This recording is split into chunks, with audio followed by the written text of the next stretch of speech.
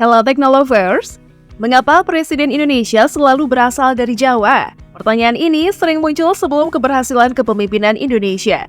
Maklum, selama 77 tahun, Republik ini orang Jawa selalu duduk sebagai pemimpin.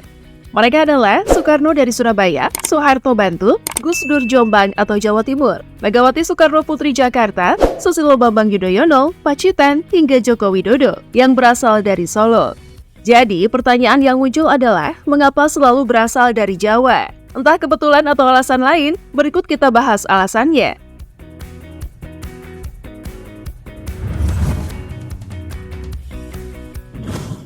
Hal semacam itu tidak eksklusif di Indonesia. Negara tetangga Malaysia juga dihinggapi pola serupa, yakni hanya memilih orang Melayu sebagai Perdana Menteri. Kembali ke Indonesia, dikutip dari Developing Country Study Center atau DCSC, keyakinan terkait Presiden Indonesia selalu dari Jawa dipicu kenyataan bahwa sepanjang sejarah politik Indonesia, banyak figur bersuku Jawa yang menjadi pemimpin di kelompok-kelompok dominan, baik yang alirannya nasionalis, agamais, maupun komunis. Hal ini sama seperti di negara lain dengan kelompok yang lebih dominan. Di Amerika Serikat ada kelompok dominan yang disebut WASP atau White Anglo-Saxon Protestant. Di Indonesia sendiri, kelompok yang dominan adalah abangan Muslim Jawa.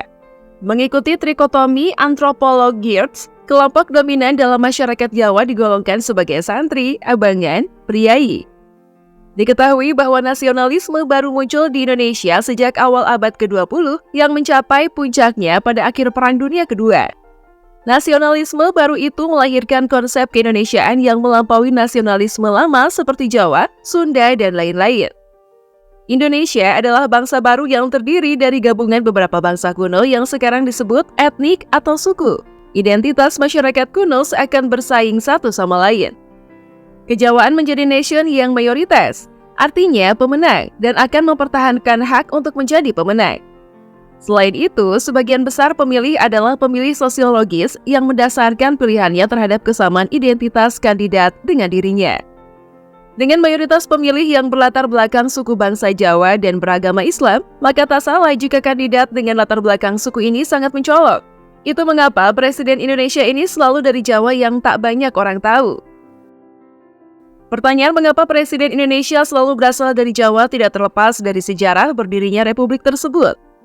Beberapa dokumen menyatakan bahwa setelah kekalahan Jepang, Panitia Persiapan Kemerdekaan Indonesia atau PPKI dibentuk oleh pemerintah militer sekutu. Tim ad hoc terdiri dari 28 sosok, 18 diantaranya berasal dari Jawa. Sisanya berasal dari beberapa suku di luar Jawa. Dalam jumlah, orang Jawa mendominasi pemerintahan Republik ini sejak awal berdiri.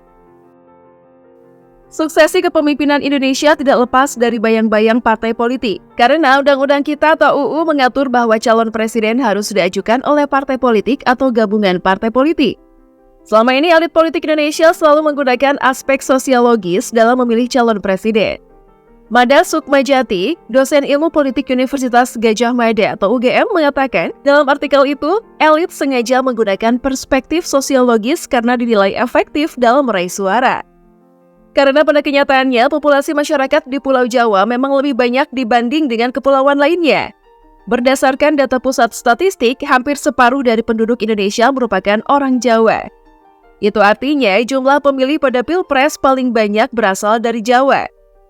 Atas fakta tersebut, Guru Besar Universitas Islam Negeri atau UIN Malang Pujiah Raharjo dalam sebuah artikel yang diterbitkan UIN, Maulana Malik Ibrahim, melontarkan kritik bahwa dikotomi Jawa dan non-Jawa merupakan hal yang tidak produktif.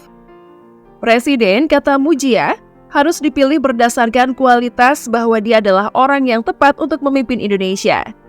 Itu artinya tidak masalah apakah itu Jawa atau bukan. Yang terpenting dia memiliki kemampuan untuk memajukan Indonesia dan menyelesaikan berbagai masalah di negara tersebut. Seseorang hanya perlu duduk bersama para pria untuk menyadari bahwa Presiden Indonesia hampir pasti dan pasti orang Jawa. Menariknya, tidak satu pun dari 20 calon presiden yang diajukan berdasarkan pasal 169 Undang-Undang Pemilu 2017 menyatakan demikian. Tapi undang-undang juga tidak mewajibkan Presiden Indonesia otomatis mengundurkan diri jika berkunjung ke Kediri. Mitos ini masih sangat populer. Juga tidak ada undang-undang yang menyatakan bahwa orang yang lahir pada bulan Juni memiliki peluang yang lebih baik untuk menjadi presiden di Indonesia. Walaupun kenyataannya demikian, dibandingkan dengan orang yang lahir pada bulan lainnya. Satu yang harus disepakati perkara presiden yang pasti orang Jawa berdasarkan kesimpulan orang-orang setelah mengamati tren presiden Indonesia 70 tahun terakhir. Menurut konsensus, hanya B.J. Habibie presiden Indonesia yang terhitung non-Jawa. Analisis macam ini toh diamini juga oleh Luhut Binsar Panjaitan, tokoh penting yang menjabat berbagai posisi dalam pemerintahan Joko Widodo. Dalam bukunya Identity 2018, ilmuwan politik Prancis Fukuyama menulis tentang permintaan akan nilai. Menurutnya, setiap orang membutuhkan pengakuan harkat dan martabat manusia dari nilai. Ini adalah sesuatu yang sulit diterapkan oleh demokrasi liberal. Oleh karena itu, menurut Fukuyama, nasionalisme dan agama tetap dibutuhkan sebagai landasan identitas agar lebih mudah melarutkan pembangunan nilai tersebut. Dalam beberapa kasus masyarakat modern, nasionalisme lama terkadang bergumul dengan nasionalisme baru. Kasus Indonesia adalah contoh yang menarik.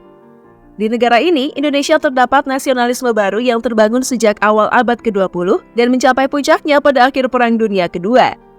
Nasionalisme baru tersebut memunculkan persepsi tentang Indonesia yang berada di atas nasionalisme lama seperti Jawa, Sunda, dan lain-lain. Dan kejawaan adalah pemenang mayoritas dan tetap berhak menjadi pemenang. Itulah dasar utama argumentasi bahwa kepemimpinan bangsa Indonesia yang baru harus berada di tangan orang-orang yang memiliki bangsa Jawa lama. Di sisi lain, pernyataan LBP juga memiliki bukti empiris yang kuat.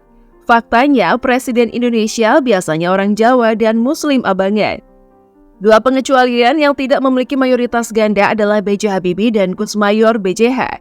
adalah santri dan non-Jawa, sedangkan Gede adalah orang Jawa dan santri. Keduanya mendominasi untuk waktu yang singkat. Ketika presiden dipilih langsung sejak 2004, pemenangnya selalu Jawa dan Islamis. Berikut adalah penjelasan lain dari teori perilaku memilih.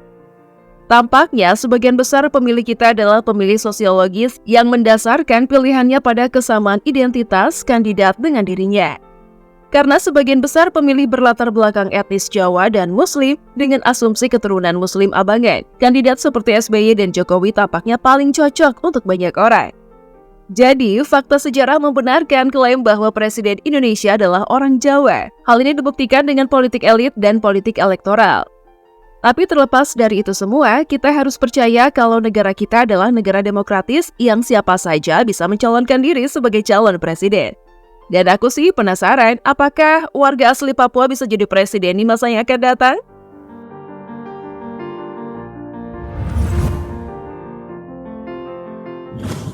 Itulah ulasan mengenai sosok alasan mengapa Presiden Indonesia selalu Jawa. Gimana menurut kalian Teknolovers? Coba berikan tanggapan kalian.